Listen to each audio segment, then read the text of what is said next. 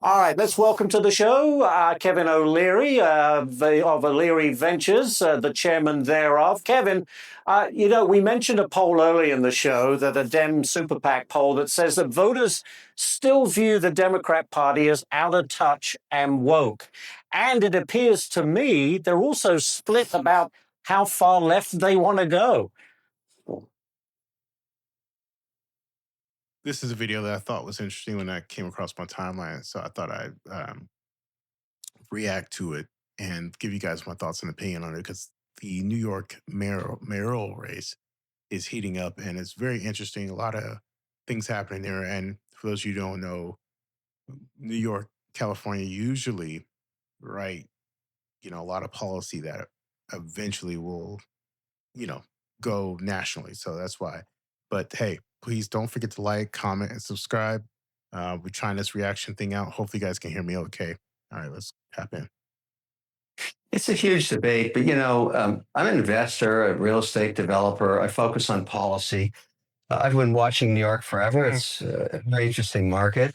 It's been a mismanaged city for decades, and so it has the highest taxes in the country, and it's very difficult to do business there. But so I'm just look. I don't. I don't get involved in what he's saying on the streets and free this, free Yeah. that, Atlas Shrugged kind of crap. I don't care about that. What I care about is the city actually going to vote this policy against the capital that wants to invest in it in sovereign wealth or domestic capital? We're looking at this situation and we're frozen right now because there's at least a 5 to 10% chance that I brings these policies into New York. Nobody's going to invest in New York to build free stuff or free real estate or free anything because that's not what the American dream is. That's not what capitalism is. So That's a very good point, very fair point. Okay, so when it comes to investing in real estate, obviously you guys know this is a real estate. I don't want to say real estate channel, but we love real estate here. You don't spend your money, hard-earned money, to do something for free. You want a return on that money. You basically you have the idea. If I spend $100, I want you to come back with $150. You want that money to come back with a return. You don't sign up for, hey, I'm going to invest $100 and I'm okay if nothing comes back. That's just not how it works. That's not how the world works. So a lot of politicians tend to go out and it's dream selling season, so that's what they'll do. And it works. It's effective. I don't know why it's effective, but people want free stuff, which I understand that. I understand the appeal there. It's just not a thing. Now, I do have a dog in the fight. I am an investor in real estate, so that should go without saying. However, I'm not a big conglomerate. I'm a small mom and pop investor who I invest in Portland, Oregon, which is a very liberal city, and lived there for a number of years. And there needs to be something that happens because the tax burden that comes on owners. I had I'm in real estate, right? And I had no idea how much they were going to raise my property taxes after I fixed up my property. And you want to fix it up because you don't want to. I bought a 1946 duplex. It was original everything. That just doesn't work for a modern family. You got to update the plumbing, electrical, windows, all of it. And that all costs money. No one's coming to say, hey, I'm going to do this for free out of the kindness of my heart. It doesn't work. So after I did all these upgrades, I was like, okay, great. I was okay doing that because, it was real estate. The city comes back. One, well, before we even get to that point, it's hard to do business in these cities just because all of the red tape everywhere. Not that you're trying to do anything illegal, but you're trying to be efficient. Because anyone who's ever deployed capital, the quicker you get the job done, the quicker you can start to see the return and catch your breath. Because you're on a clock. You don't have you when you're in construction, that place is not rented out. So you are paying for a mortgage, utilities. you're paying for everything on your own, and you're also paying for your own living expenses, right? So it can get real ugly real fast. So time is of the essence. You need it to get done. In most of these cities, it is extremely hard to get things done, especially in like a place like a Portland, Oregon, or something like that, where I invest. Well, I will not be investing in the future, but it's hard. There's red tape everywhere, and that's just a snippet. But I just wanted to echo what he's saying. Not all of us are these big conglomerates that out there that are buying full development or full communities. That's just not. It's not the average investor. The average mom and pop investor are buying one to two, six maybe for their retirement purposes. That's it. I would love to keep my rents at a reasonable level for being in the inner city, walkable, all those good things, and not have to raise my rents every year. But when you put in rent control, all these other things, raise my property taxes very high. My property taxes have raised higher than my rent. So make that make sense.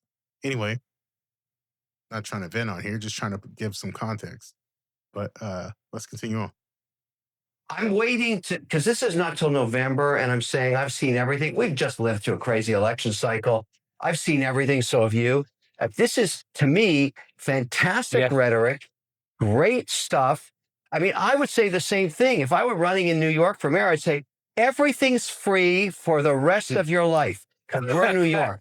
And just elect me as the mayor, and you get free everything, money for nothing and chicks for free. And of course, that's a great strategy. But is it reality? No, it isn't, because it's a horrible outcome. It is. And you get an extra 10 points for mentioning dire straits. Very good, Kevin. I also wanted to mention a teachers' union, the United Federation of Teachers, is now endorsing Mandani, a man I think we could agree who fundamentally doesn't understand economics, at least how it is practiced in this country. I mean, you talk about indoctrination. Should teachers be doing this? Well, I'm on the record and have been for 25 years. My first career was in education, math and reading scores.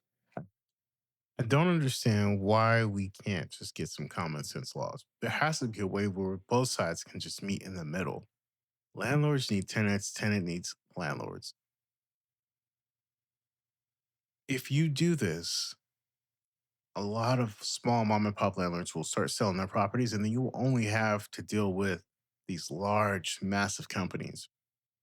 To be honest with you, these companies do not care one bit of your circumstances or who you are or whatever. Are there a lot of terrible landlords out there that, you know, do bad practices? Absolutely. A lot of them out there. But there's a lot of good, solid people out there. Um, but I just don't like how sometimes the media will pin us against each other because no one usually steps into with ill intent. It just doesn't work like that. And I don't know where they get that from, but I think if I were king for a day, I would say, hey, companies, I need you to invest back into these communities. And in doing so, I will lighten your tax burden. In the public side, hey, there's a responsibility here that we have to, you know, keep our city clean. You do whatever it is, right? Have a contract between the two. Where I think the government needs to step in is when either side is being taken advantage of. I think that's when you intervene and say, hey, you didn't play by the rules. Now you got to get penalized. But pinning each other against, we need each other. It's a symbiotic relationship. It's not one versus the other. So anyway, I don't know what's about to happen in this video. At the learning company, the unions, the teachers' unions, and I get in so much trouble saying this. Okay, this is embarrassing. But we got to stop this. Okay, politicians need to just be politicians. I don't need you dancing on TikTok. I don't want to, every new craze that comes out. We don't need you reacting to it, dancing to it, trying to be cool. Politicians just aren't cool. They have a hard time being authentic, being genuine. They just can't. It's not in their nature. They're kind of robots. And you see things like this and it's just embarrassing. It's like, did anyone in the team even catch this or look at it at all? And do you really want to be entertained by your politicians, or do you actually want them to be about the people's business? Because I want them to be about the people's business. Politicians are tools. We use you to get the job done, and in return, you are paid. Nothing else. I don't want to be entertained. I don't want you complaining about what this guy is doing, what he's not doing, what the blah, blah, blah. Tell me what you're going to do to fix it. Come with a plan, a detailed one, and say, by this time, we hope to have the X, Y, and Z done. This is ridiculous and getting out of hand. So, oh my God. I can't even. Okay, let's finish this. But it's so true. What happens is we Secondhand can't get criticism. rid of mediocrity. Teachers that can't teach, we can't fire them because of unions. I'd rather pay teachers 3 times more that can teach kids. 3x. They could be making $200,000 if It's hard for me to even focus on what he's saying. Anyway, please don't forget to like, subscribe, comment, and share for more content like this. We appreciate it. We're trying something new. Hopefully, you guys were able to hear everything. All right, take care. Bye.